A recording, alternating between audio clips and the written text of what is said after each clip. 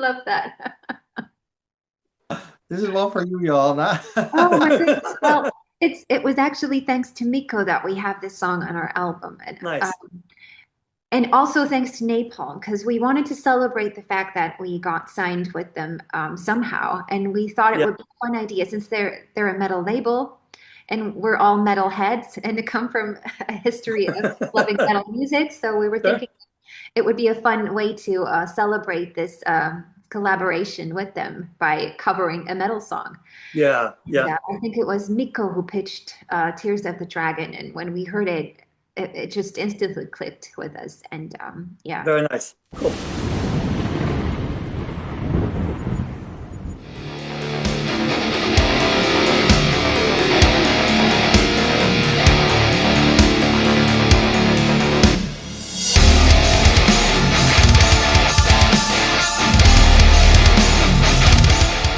Hey everyone, this is Ryan with Ethereal Metal, and today I'm here in what feels like the heart of Lothlorien with Johanna and Martijn from Eye of Melian. We're about to step into the forest of forgetting and talk about all things music, magic, and maybe even a little Middle Earth mischief along the way. Thank you both so much for taking the time to chat. How have you been? Great. Thank you so much for Yeah, having thank you for having us. Yeah, no, definitely. It's great to speak with you both again. It's been a while. So before we dive in, I wanted to ask a quick question before we start. If the band existed in Tolkien's world, would Lothlorien welcome you both with open arms? Or would Mandos appear, all solemn and towering, and declare you're making too much noise while summoning a spectral choir of dead just to judge your harmony? I love that question. Well, I of would course, hope they would Lothlorien. Yeah, totally. I would hope they would welcome us with Yeah, open arms. Totally, because we'd love to go and play there. True. very And get awesome. some lembas as well, some lembas bread. Yeah. Awesome. And if a Tolkien creature could cameo on the album, which one would it be? Wow. Cameo on the album. Any. I would welcome any. Nice. Well, I don't, yeah, any, but of course, rather some creatures of light, because the creatures of darkness are a little bit more difficult to host Yeah, in our video shoot, I can imagine. yeah, definitely. Yeah, definitely agree. Cool.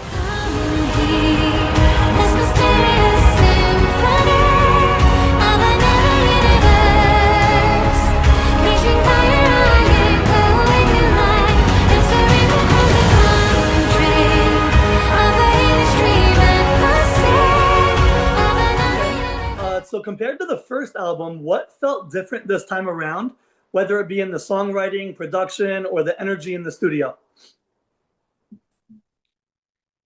Uh, yeah. Who goes first, Johanna, me or you? I think in a way it was easier, right? Because we already had made one album together. So this second album was just kind of building on top of that. Yeah, And yeah, already kind of knowing how we work together, having an inkling of what we each of us do. And yeah, in a way, it was easier, I'd say. And I was just again so blown away by the music that Martijn sent to us, the new songs that he came up with again, the magic of music yeah, that was yeah. flowing through him again. So just what a treat. That's awesome. Well, and I think we all were blown away by each other's how do you say, contribution to the music. And indeed, Yeah, it was less of exploration and more of continuing and deepening the way you work together. Yeah. Yeah, that's it. yeah, for sure, definitely. And did it feel like wandering into a new forest, so to speak, or kind of exploring an old familiar path? Oh, I love that. Um, I think going deeper into the forest we know. yes, well Yeah, said. That's what I was very thinking cool. too. Yeah, like familiar things, but of course, with each album, you kind of venture further into that realm you are creating together and discover new bits of land and Yeah, yeah, yeah. places in it. Yeah. Very cool. And did it feel like you already knew the world it needed to live in, or did that kind of reveal itself along the way? I would say reveal itself along the way. I would Yeah, say too. Yeah, Yeah. yeah. truly. It's yeah. As said, we know the forest already, but when you go deeper into the forest, you come in different parts of the forest you haven't been yet, and perhaps a Yeah. clearing here, and so yeah. So you explore it further, I think. Yeah, I think we all love to follow the music and just sit with it and listen how it speaks to us and where it takes us and just, yeah, have a relationship with the music and let us guide us. Let it Within guide. that. Yeah. Yeah. Yeah. Great. Well, and was there a song that suddenly unlocked that world for you while recording? I would say all of them did. Yeah. I feel like it's an album filled with my favorite songs. That's how I regard this album. Yeah, It's for sure. such a treat. And each song paints a world of its own, like a little vision of its own, for me at least, the way I see it. And for the songs that I wrote lyrics to, the three songs, they instantly took me for a journey, the music, which I love. It's such a visual experience every time listening to Mm. Yeah. Martijn's music. And it's so funny because the lyrics where Robin wrote the songs where Robin wrote the lyrics for, she, yes, thinks a little bit the same as Johanna. So she's very visual, Yeah. Yeah. and yeah, things just then come, and so it's for me also kind of a treat to see that part of the process unfold. To kind of play out. Yeah. Very cool. And also, there's obviously a lot going on with orchestration and vocals. How do you decide when a part should shine versus when it should support the song, especially coming at it from two very different creative angles? Well, I always love contrast in music Yeah. because there cannot be darkness without light. There cannot be light without That, darkness. exactly. When it's contrast, it's a bit the same, and it's like painters have the same when they make a paint. They paint a painting. Yeah. So sometimes you need to really hold back and make things really small. Sometimes you really need to make indeed things shine and something even explode. And I think that's I think everybody's very much in how do you say, in sync with the music. So that actually went really organically. I don't think we often had a situation where somebody said, "Oh, but here it should go a different direction." Sometimes I love kind of these epic explosions of music, and Yeah. Robin was, "Can you write a song without having this explosion happening and just very timid?" And then I try, and sometimes that works, and sometimes it doesn't, because yeah, as Jana said, the music takes you at places, and yeah. Absolutely. Yeah. Very cool. Um, and were there any orchestral parts that made you think that, wow, this could only exist in Middle Earth? Ooh, well, for me, there's this, well, there's quite many bits, but for instance, oh goodness, well, in Forced to Forgetting, there's Yeah. these, there's so many bits, honestly, I think, now that I'm racking my brain, the whole album kind of lends itself to the ethereal aesthetics of For elves sure. Yeah. with Florian for sure. But some songs probably more than others. I would agree. Yeah. Yeah. Definitely. Very cool. Um, was there a track that ended up on the album asking more of either of you than you expected and made you go a little bit deeper or a little bit more personal than you had originally intended? For me, well, there are always songs that come easy, and there are songs that are a bit more of a challenge. And we had that here as well. At least from my perspective, I should talk for myself, because other people in the band could have experienced it a bit differently than me, of course. It's always in the eye of the beholder. But yeah, some songs came really easy, and others. But I don't remember. I cannot name a specific track right now personally. But I knew there were moments where I thought, "Oh, this really, I need to park this now." And but sometimes what also happened is that I gave it to Miko and said, "Miko, can you Yeah. try and unlock this puzzle?" So yeah, we're very blessed with the team, so to say. Yeah. And I Absolutely. Yeah. And I can totally relate to what Martijn just said about some songs coming easily and some songs needing much more TLC and time Sure. Yeah, to yeah. just, yeah, for them to find their way. And for me, I remember the song that I really struggled to write lyrics to was Child of Twilight. For some reason, that took me ages. And then again, Blackthorn Winter came in a day or two. It was just so quick, but that's the magic of music and the journey that it, Absolutely. yeah, it's Yeah, yeah. different every time. Nice. And I know Martijn just mentioned again working with Miko. Um, Working with Miko Mustonen must have felt like a shared language by now. Do you find yourself giving him freedom, or is it still kind of a lot of back and forth? Um, well, actually, the songs are often already written, so in that regard, there is less freedom. But when it comes to orchestrating, we definitely speak the same language. And yeah, it's always Christmas when Miko comes back to us with yeah, his take on the song. Yeah, And yeah, it's always unpacking a present. True. yeah. Has he ever added a twist that maybe made a track feel like it belonged in a Tolkien epic? Well, he loves Tolkien, and I Yeah, always say in every interview that he's a walking Tolkien encyclopedia. Uh, so I think he always aspires to make every track belonging in the Tolkien world. Yeah, well nice, said. nice. It's in our bloods, I guess. But It fits perfectly though. So I mean, all right, great. So Troy and Patty both bring very distinct sounds. Were their parts fully formed, or did they kind of react to what was already there?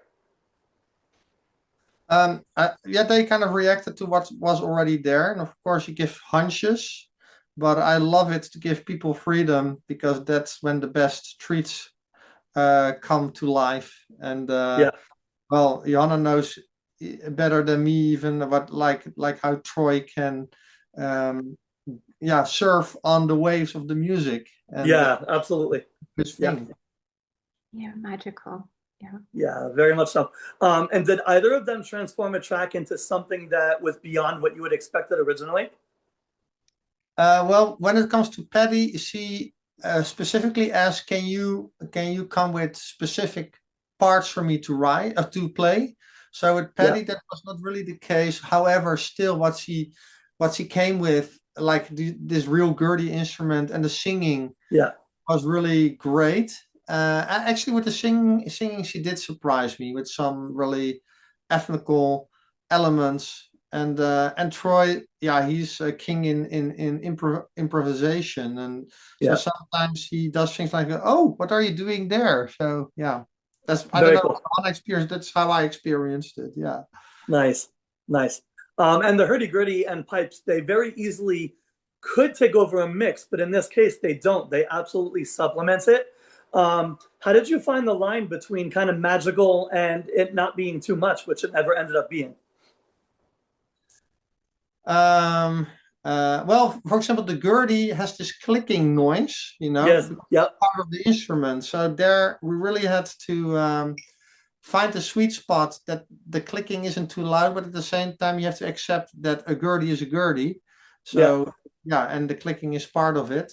So that was a little bit challenging at times, but indeed,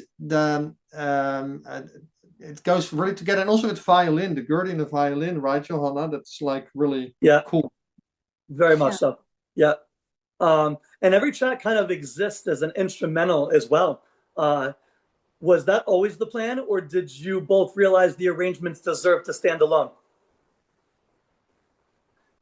Um, well, I think this music is very rich, and when you have the track with vocals, then of course the vocals are leading you the way, and if Exactly. Yeah, yeah, and if vocals aren't there, then you are a little bit more free to open doors yourself and find elements to focus on. So I think we did it with the previous album as well. So I think it was kind yeah, of a given. yeah. And for me, listening through all of the instrumentation, exactly as you had just said, it's kind of like its own. It kind of develops its own storyline. if you will, without the vocals. Yeah, I agree with that. Was there a track that really shines instrumentally throughout the whole recording process? What do you think, Johanna? Is there a track where you uh, think the instrumental parts really shine? I'm so biased because I don't know so much. I'm gonna say, oh gosh. And I remember even suggesting taking out the vocals from, was it Nepenthe or which song was it that I just pitched in the idea? Should we just make it an instrumental and forget the vocals? Because I You're just right. the vibe of it so much. But Yeah, you yeah. guys talk me over. You're right. That's true. We were thinking about, okay, what are we gonna do here? And then yeah, you said from like about why not do it like this? And that's true, wasn't it, Penti? Yeah. Yeah. Nice, nice. Yeah. I think that track actually worked out well with the ethereal non-vocalization, I guess you could call it, throughout. Definitely. Yeah. So it was. So I also wanted to ask about Dawn of Avatars, absolutely breathtaking track, almost like the soundtrack to a sunrise in Middle Earth. When you were writing and arranging it, were you imagining that cinematic visual moment? And did any particular instrument or part help capture that sunrise feeling? Ooh, I think actually, although I wrote the song, this might be a question for Johanna because she's very visual and I'm not. So I don't know how you regarded it, Johanna.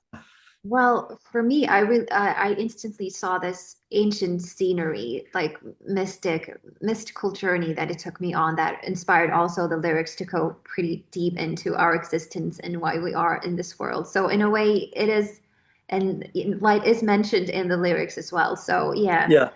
totally, I can picture that in my mind. Just yeah, vast open spaces and ancient landscapes that flooded my mind when I heard the song too. Nice. Uh, Maybe then I think Rivendell or about it. Lothlorien. I'm sorry. What did you say? No, I was just saying maybe Rivendell or Lothlorien as well came to mind. I don't know. For that song, for some reason, it went even deeper for me. Like Oh, maybe okay. creation of worlds type of Oh, scenery. wow. Like Okay, yeah, beautiful. Yeah, yeah, yeah. Baltar and that sort of yeah, Maya Awesome. Nice. and the first yeah, the beginning of everything for me. Wow, that's awesome. And sorry, Martijn, you were saying? Oh, there were also times I had to think a little bit of Scotland, the Highlands. Oh, I don't yeah. know, Yeah, yeah. especially the instrumental part. I had this a little bit this folky kind of influence that I really loved to have in our music, and I think it worked really really well. Yeah.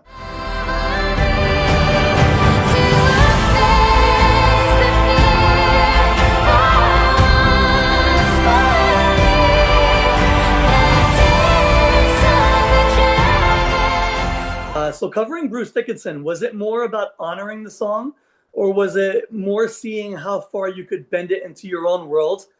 And I have to ask, if Bruce showed up mid-session, do you think he'd silently nod or arrive riding on a dragon to inspect your work? I love that. This is one for you, Johanna. Oh my goodness. Well, it was actually thanks to Miko that we have this song on our album. Nice. And also thanks to Napalm, because we wanted to celebrate the fact that we got signed with them somehow. And we thought it Yeah. would be a fun idea since they're a metal label and we're all metal heads and to come from a history of loving metal music. So we were Sure. thinking it would be a fun way to celebrate this collaboration with them by covering a metal song. Yeah, yeah. Yeah, I think it was Miko who pitched Tears of the Dragon. And when we heard it, it just instantly clicked with us. And yeah. Very nice. Cool. And was there a moment that it stopped feeling like a cover and that it became its own entity? Well, I think it feels like an Eye of Melian song, doesn't it, Martijn? What would you It say? does. Absolutely. I have to admit that I didn't hear the song before, so I didn't know the song. So when Nico kind of proposed it, and he also made the arrangement for it, to me it indeed also felt like an Eye of Melian song. Nice. Yeah, so it doesn't even feel like a cover, even though it is. and it's a beautiful song. So compliments to Bruce Dickinson. But to me, it definitely feels like an Eye of Melian song. Yeah, no, I agree. The way the atmosphere, all of it. And I wanted to ask, was there one thing that you knew that you couldn't touch and that you wanted to leave in place? Good question. Well, for me, no, because as said, I didn't really know the song, so there was not really a thing I was fixed on. Yeah, I yeah. don't know how it is for the vocals for Johanna, but I didn't have that, no. Yeah, I, Nice. I don't think I did either. It was just a fun new world to jump and dive into, and it just came so quickly. I think the recording of it just, yeah, it just happened Yeah, yeah, organically and intuitively. We didn't really think much about it, and that's always sure. the key or the recipe for creating something authentic from the heart, not thinking too much about it. Yeah, yeah, definitely. And I want to ask also, so during mixing and mastering, was there a moment in time when it felt like the album finally just finished? Well, this is a very good question because so it was mixed by Miko. Yeah, He sent mixes back and forth, and at that time Johanna was on tour with Auri. yeah, yeah, And that was also the time that we needed to finish the mix. So for next time, I really have this desire that we fight less to make the deadline and more experience this all together. And this time that was for very good reasons not possible. And I think everything worked out great. But that's a wish for next time yeah, to explore more, to do this. yeah, definitely. Totally Nice. take our time, and yeah, yeah, well said. I completely agree with Martin, and yeah, just sit with the music together, and like you said, take time on the thing that you've already spent so much time on, and just yeah. Yeah, And it wasn't rushed or anything. I think Miko did an excellent job with mixing, and it all True. sounds right. But it's also about riding on the train together True. at the right speed to yeah, yeah, enjoy that process. And now the process went fine, but you also want to how do you say, you want to enjoy that ride to the fullest. So next time I would like to, even though the result might still be as good, I would like to enjoy the ride a little bit more. Yeah, Absolutely. I together. was just telling them that I'm not even going to book a dentist appointment for our next. Oh, yeah, I'm going to be there all the way. No tours, no nothing. Completely awesome. Very nice. all the Cool. way towards the end. Nice, nice. Yeah. That's great. Um, so my final question, now that it's done, what does Forest of Forgetting reveal about Eye of Melian that maybe even surprised you? Um, to me personally, that we have a very distinctive sound, and that's quite something because sometimes in a band you are searching for a very long time to get this sound and like distinctive recognizable sound. Oh, Yeah, but that's this yeah, band or that's that band. And I think with Eye of Melian we already have that, and I think that's amazing, and I'm so grateful for that. Yeah. awesome. Nice. All right, well, both, thank you so much. Huge thanks to you both for inviting us out and into the Forest of Forgetting today. This album feels like a collection of songs and more like a place. It's been incredible hearing how that world kind of came to life. For everyone listening, remember the album Forest of Forgetting is absolutely unforgettable. It's going to be something you're going to want to check out when it comes out. There will be a pre-save link in the video description below. Johanna and Martijn, thank you both so much again for your time. Thank you, Ryan. It was a pleasure to talk with you as always. You as Absolute well. pleasure.